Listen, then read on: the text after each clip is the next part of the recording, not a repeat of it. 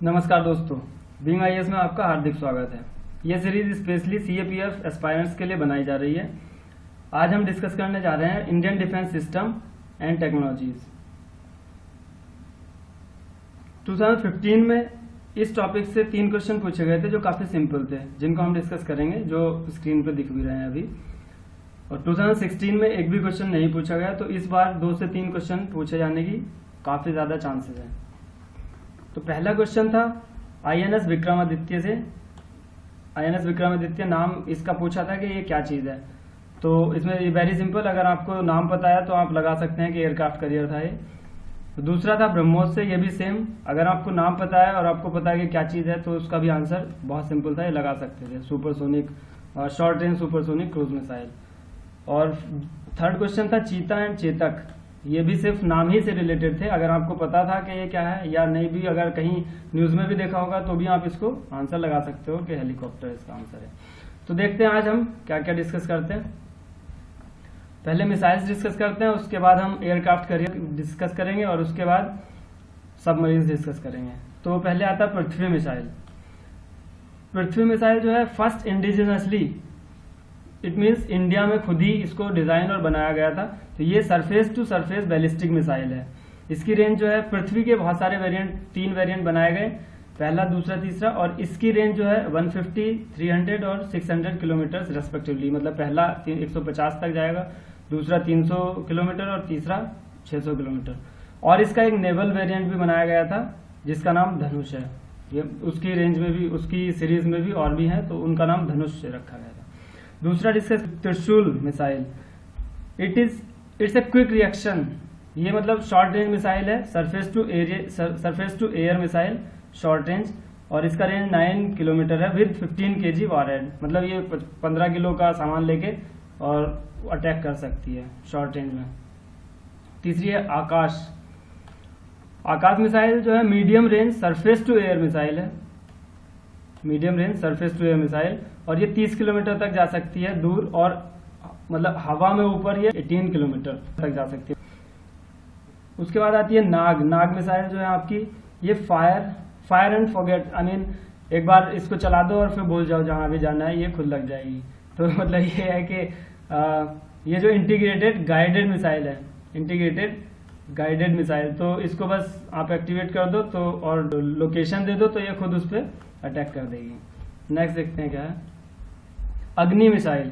अग्नि मिसाइल में बहुत सारी मिसाइल्स बनाई गई थी जो कि शॉर्ट रेंज से लेकर और इंटर कंटिनेंटल रेंज तक है। तो इसमें ये भी गाइडेड मिसाइल है। और पहली अग्नि 1 की रेंज जो है 700 से 1250 किलोमीटर है, अग्नि 2 की 2000 से 3000 किलोमीटर। वैसे इतनी ज्यादा इंपॉर्टेंट नहीं है, तो आप अग्नि 5 और अग्नि 6 को याद रख सकते हैं क्योंकि ये अभी रिसेंटली इन पे काम चल रहा है।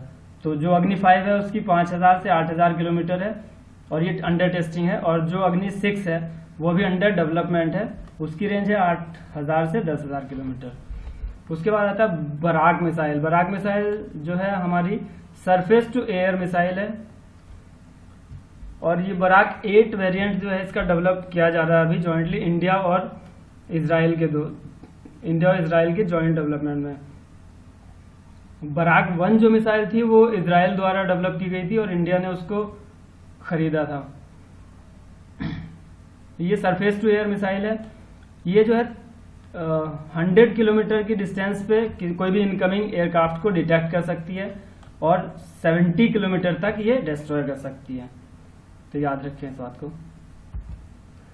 नेक्स्ट आती है ब्रह्मोस, जो 2015 में पूछी भी गई थी। तो इसमें अगर आपको नाम बस पता होता तो ये ramjet supersonic cruise missile, supersonic cruise missile, ये ऑप्शन में दिया भी था, तो बस हमें यही क्लिक करना था।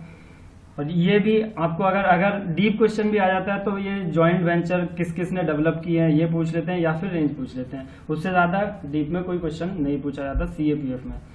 तो ये जो है रशिया और इंडिया के द्वारा बनाई गई थी, और ब्रह्मोस 2 अभी आने वाली है 2017 में।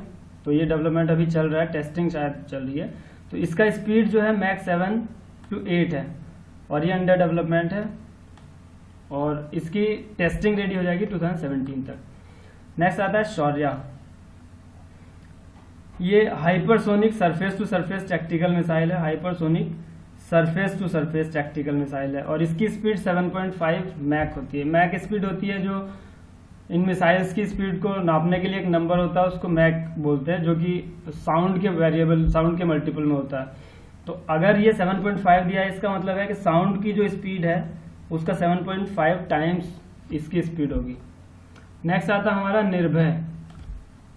निर्भय लॉन्ग रेंज इंडिजिनस डेवलप्ड, मतलब हमारी घरेलू बनाई हुई है और सबसोनिक क्रूज मिसाइल है। एक्चुअली इसका जो है इसकी टेस्टिंग फेल हो गई थी तो इसको हटा दिया जा रहा था, लेकिन फिर इसको 1 साल का एक्सटेंशन, 1.5 साल का एक्सटेंशन दिया गया और 2018 तक इसको एक्सटेंड कर दिया गया।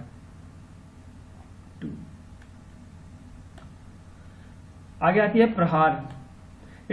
ये सॉलिड फ्यूल रॉकेट है जो surface to surface guided short range के लिए गाइडेड मिसाइल है।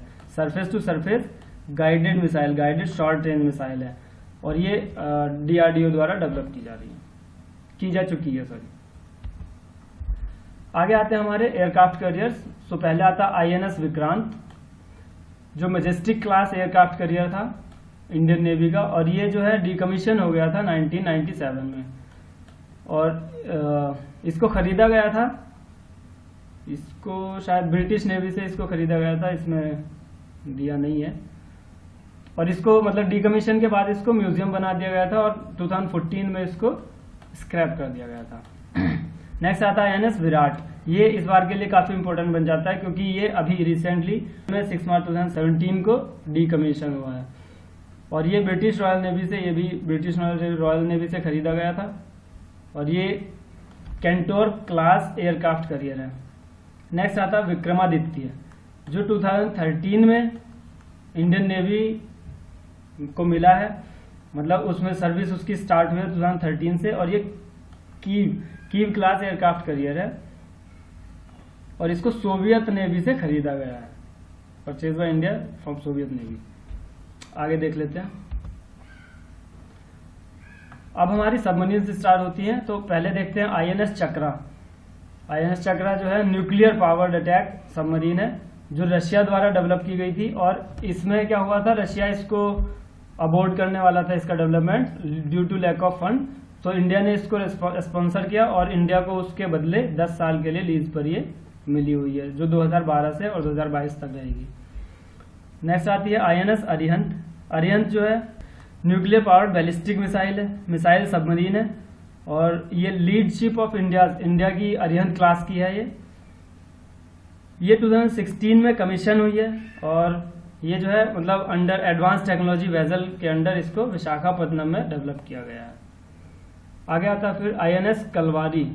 ये काफी इंपॉर्टेंट हो जाती है क्योंकि रिसेंटली बनाई जा रही है मझगांव डॉक पर।